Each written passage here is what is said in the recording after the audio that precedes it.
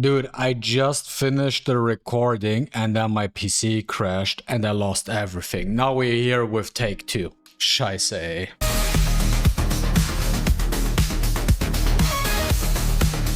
Yo, what is up guys? I'm here hitting you up with a new Etheria restart video. Today we will talk about the change that arrived with today's patch, which is the new shell we got, which is the Dream Bar shell. The effect of that Dream Bar shell is before the main body acts, increases the attack by 400 for one turn, and that's about it.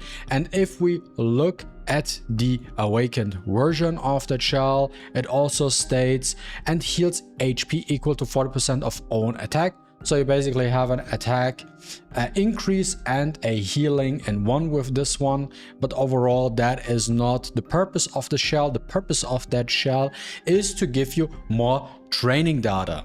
Now let's figure out if this training data is as good as we hope for. Now you're looking at my 10 run here. I got 2 red shells and the rest is the Dream Bar. Now this is something we will look into right now, if it is actually worth it. Now let's take a look at our current shell situation. If we go to recycle real quick here, scroll all the way down to the bottom. Now let's see the difference we will get now. Now for a red shell, currently we are getting 5,000 training data and 4 to 7 reconfiguration chips. That's what we are getting right now with a red shell. Now currently we got usually these useless epic shells, which give us 4,000 training data and 1 to 4 reconfiguration chips. Now with the change to the Dream Bar, which we're now getting, our training data doubled. So instead of 4,000, we are getting now 8,000 training data, but the reconfiguration chips still are the same with 1 to 4 reconfiguration chips. Now the question is this actually good enough? For example, I pick out now 88,000 for 11. Before it would have been 44,000. Now the question still is, how much more training data do we get on average with this change? Now we can actually do like a simple math. It really depends usually on your RNG. Let's say like a 6:4 ratio. So on average with like 1,000 stamina per day, you get roughly around, can be more, can be less. It really depends on how your RNG works. But like, let's say on average, we're getting 60 gold shells, okay? Now 60 gold shells is what we get on average per day. Let's say if you go for a full gem reset, that also you have to keep in mind if you go for a full gem reset. Now what we got before is 60 with 4,000, so we do 60 gold shells times 4,000 training data, and we got pre-patch 240k training data by selling our gold shells to the Shadow Realm.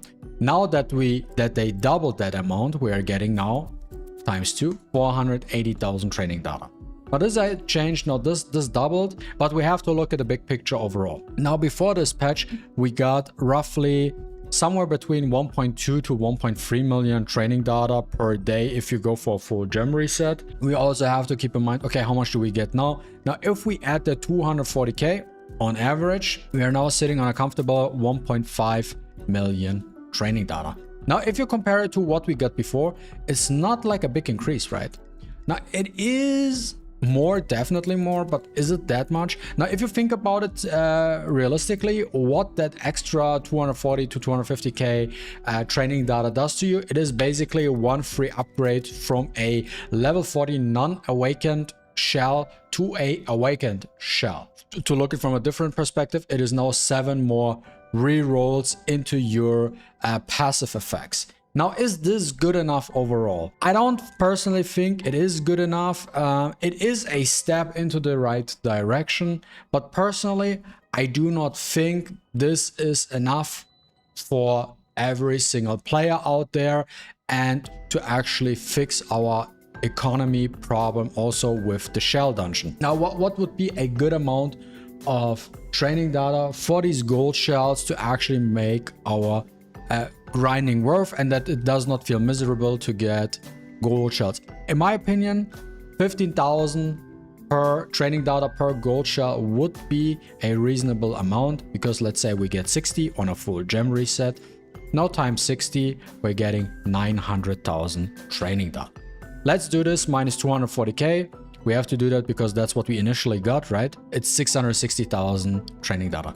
Now, basically, we are getting 660,000 training data more per full gem reset. Now that plus, let's say on average, we're getting like 1.2 million training data, right? Now we're getting 1.8. No, this is huge because basically what it does is we got, let's say 1.2 million and now we're getting 1.8 million. So whatever we got before, we basically got, if you want to mark up, then it's like a 50% increase. If you want to go down, it's basically a 33% training data economy increase. Now let's say this is the new one, so we're actually getting 36% more training data per day. Now this is a lot more noticeable overall. 36% increase in training data per day is now significant because with those 660k you can basically at least secure one more shell which you can upgrade from level 30 to level 40.